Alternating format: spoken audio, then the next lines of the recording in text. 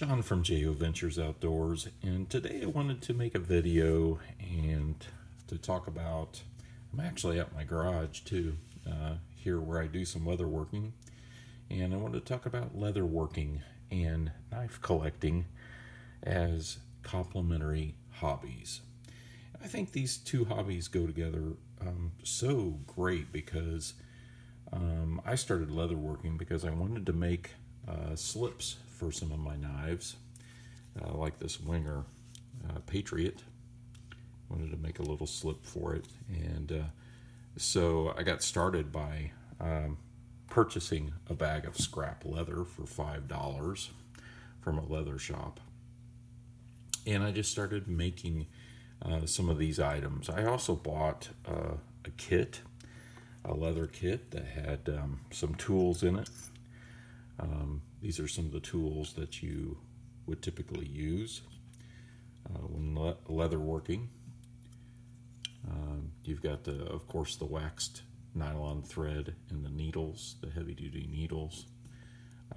You also have the clippers to help clip the thread. This is kind of the edge maker.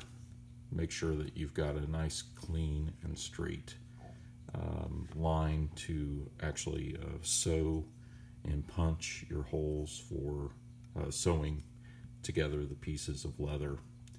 And then you've got an awl. I use this quite a bit to make some of those holes bigger as I sew pieces of leather together to make some of these items. And the other one, which I don't have on camera here, I'm going to get it, is actually the punch that you use to create those holes in the leather for sewing those pieces together. Once I got a kit of the tools and some scraps of leather, I just started making some items. And I added to it along the way as far as my tools are concerned. And as far as my technique, I just kind of polished that along the way. And these are some of the items that I've made.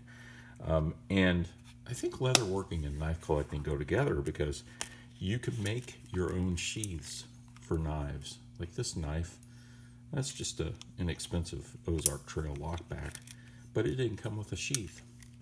And I wanted a sheath that's a little bit big to carry in your pocket. So I made this sheath for it. And I purchased the snaps and, had another sheath that I purchased that I used as a template for this. And I just think they make very complementary hobbies. And to me, it's very relaxing to make things out of leather. Over time, I kind of got a little fancier. These are all made from scrap leather. Those two are. And this one is actually a kit. So you can buy a kit where all the pieces are cut and then you sew it together. This one actually had the snaps on it and everything. It was actually a veg tan color. So it was this color. This is a big roll of veg tan leather. And I had to dye this.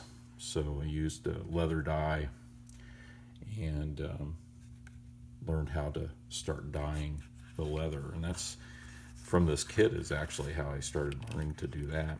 So this could be used for a larger knife. And then after a while, someone bought me some veg tan leather for Christmas, and this is a new piece I just bought recently because I've used up all the other. And then I started cutting these pieces and then also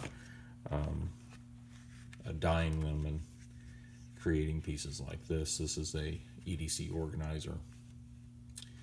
And so I started getting just a little braver and honed my technique just a little more. So this can hold a Victorinox Cadet, and it holds my Rovivan Aurora flashlight, and I can put that in my pocket. So as a pocket organizer. And I've watched some videos and some channels. One channel that I'd really like to highlight here is the Georgia Adventurer. He does a lot of leather work, and he's very talented.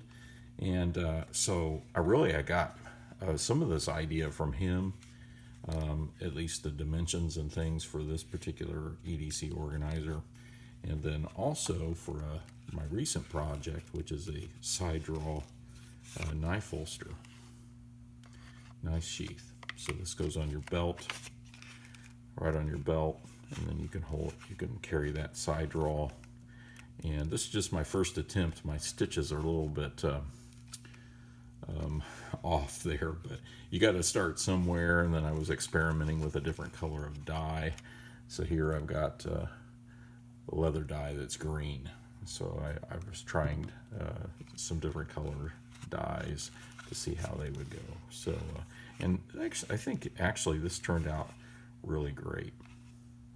For example, one thing that I really tried to learn was burnishing the leather, which is when you seal the edges after a piece. That's one of the very last things you do when finishing a piece like this.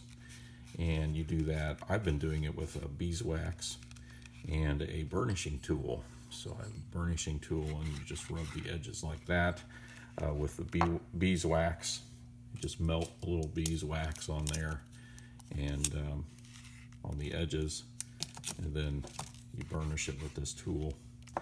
And one thing I learned was that, you know, the veg tan leather, if it's real veg tan leather, it will burnish quite nicely. But these scraps that I purchased for $5, I don't think they were a true veg tan. They must have, must be more synthetic, something like that. They don't really burnish very well with that technique. So I'm still learning about things like that, and collecting tools as I go. This particular punch I just purchased recently. It's a little bit higher quality, and I needed a new one. And so, you know, and from that channel, Georgia Adventure, I also learned about pen cases as a possible project.